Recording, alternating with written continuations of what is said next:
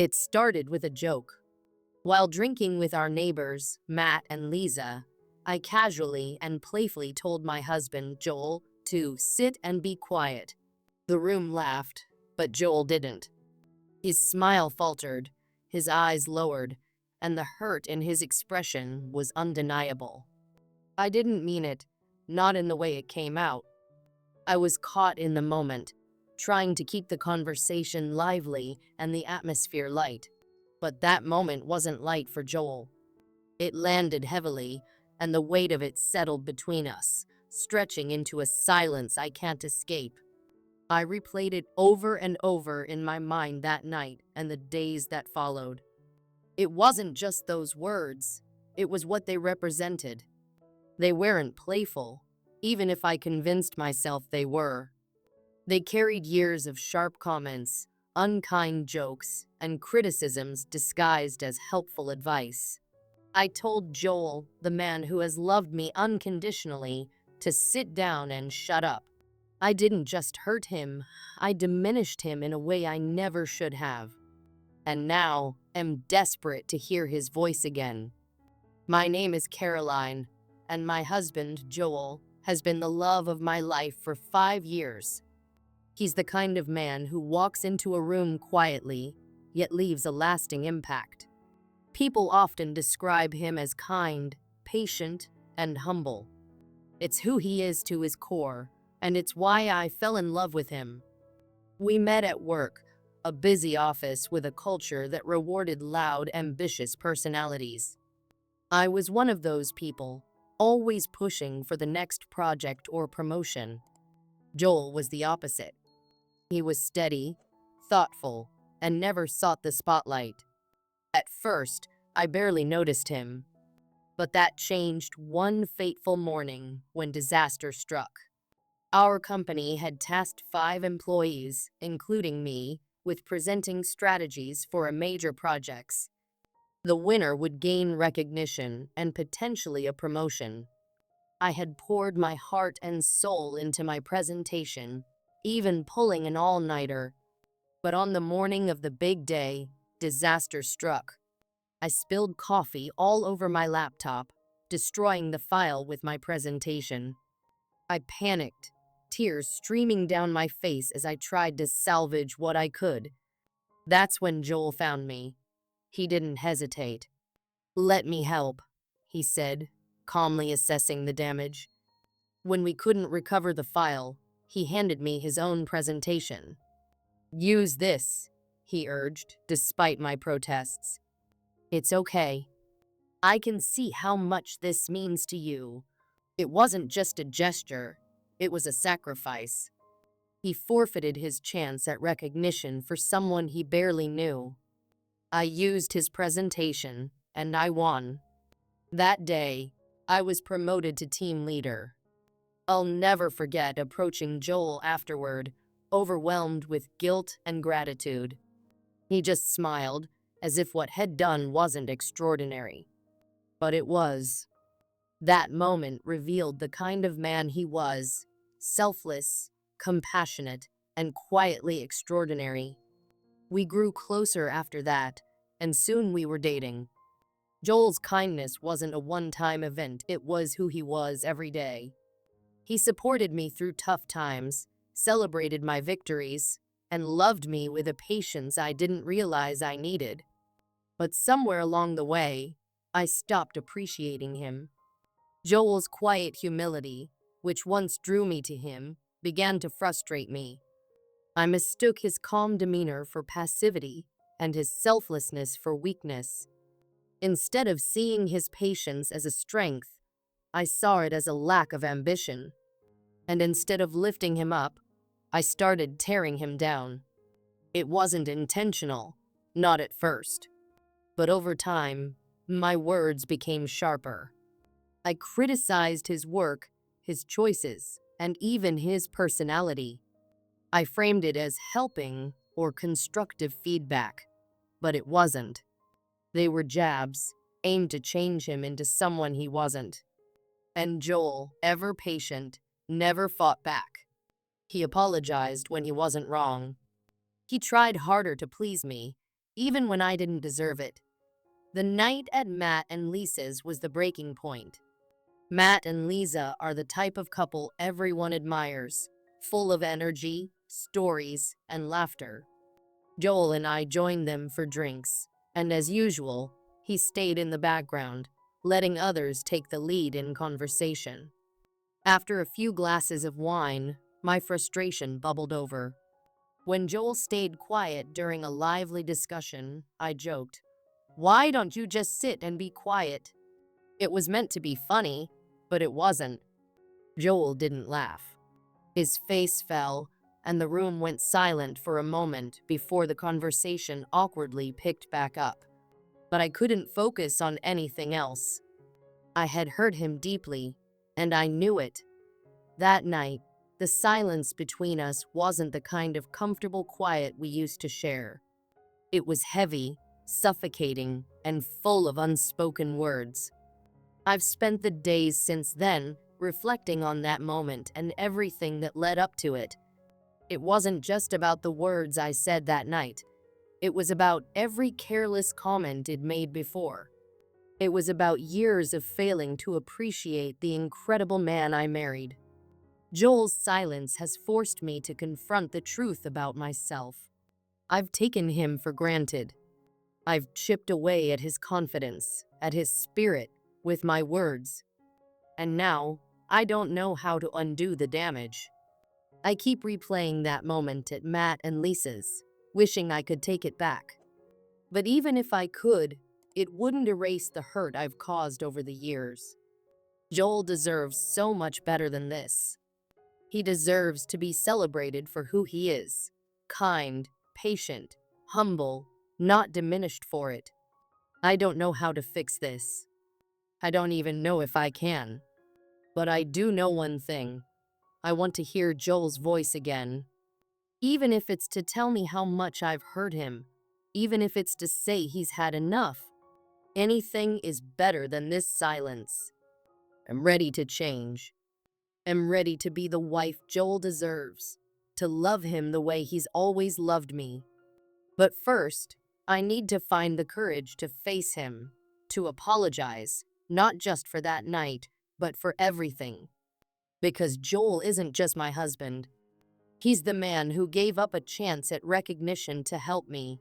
The man who has stood by me through everything. And the man I've hurt the most. And I can't let my pride or fear keep me from fighting for us. Because Joel deserves a partner who lifts him up, not tears him down. And I want to be that partner. For him, for us, for the life we built together. The silence between us is deafening, but I won't let it define us. It's time for me to speak, not with sharp words or careless jokes, but with the truth. Joel, I love you, and am sorry. He looked at me that way, and it got to me. People always say I can light up a room, but how in the world does someone else have the uncanny ability to drain the energy from it? Joel had that talent. His mere presence could turn a lively, chattering room into a somber silence. And when he spoke, if you could even call his reluctant murmurs that, it was worse. Each response from him felt like I had twisted his arm to be there. His edgy smile seemed like an apology for existing, and his quiet demeanor only made the contrast between us more glaring. As the night dragged on, the tension between us became palpable to everyone in the room. Lisa, my closest friend, cracked a joke about how Joel was such a low-key guy compared to her high-energy husband, Matt. The room erupted in laughter. Everyone, except Joel, of course. He just blinked, genuinely confused. And to my horror, he asked, "What does low-key and high-key mean?" Who doesn't know that? Even teenagers use those terms without missing a beat. I could feel the heat of embarrassment creeping up my neck. Lisa, bless her heart, laughed it off and explained it in the most patient way possible. But her explanation didn't save me from the shame of that moment. Lisa and Matt looked perfect together. They teased each other with an ease born of deep understanding and love. Matt shifted the conversation to vacations, and Lisa playfully teased that she always had to drag him away from his work. They laughed, and the warmth between them was almost tangible. I looked at Joel and felt a pang of resentment. Why had I married him? Was I really okay with his personality before, or had I just convinced myself it didn't matter? Those thoughts gnawed at me. When Matt turned the conversation to us and asked if we had any trips planned, I cut Joel off before he could answer. I scoffed. Oh, please. Joel's idea of adventure is trying a new brand of cereal. The room erupted in laughter again, just as I had intended. But the laughter didn't last. Joel's next move silenced everyone. He snapped. Joel crushed the wine glass in his hand. The sound of shattering glass echoed in the room as shards sliced into his palm. Then, as if that weren't shocking enough, he smashed the wine bottle onto the floor. His sudden outburst froze everyone in place. His clenched fists and fiery glare were a side of Joel I had never seen before. He rose slowly, his presence suddenly commanding, and without a word, he walked out of the room, leaving behind a stunned silence. I was too shocked to move at first, but as the reality of what had just happened sank in, a cocktail of humiliation and anger bubbled to the surface. How dare he embarrass me like that? I excused myself hastily, ignoring Lisa's concerned look, and stormed out after him. At home, I found Joel sitting on the edge of the bed, his injured hand resting against his temple. Blood seeped from his palm, but I barely noticed. I was too furious. What was that? I demanded. Do you have any idea how embarrassing that was for me? You owe me an apology. But Joel didn't apologize. For the first time, Joel exploded. I've had enough, he shouted, his voice trembling with suppressed emotion. Do you have any idea how much it hurts to be treated like this? To be mocked by the one person who's supposed to care about me? His words hit me like a punch to the gut. But he wasn't done. I overheard you, he said, his voice breaking. That day, you told Lisa you married me because you thought I'd do anything you asked, even die for you. Was that all I ever was to you? Someone you could control and belittle? I was speechless. Joel's eyes met mine, and for the first time, there was no softness in them, no warmth, just pain and anger. I've been fighting to make this marriage work, he continued, but I'm done lying to myself. I'll give you the perfect husband you've always wanted.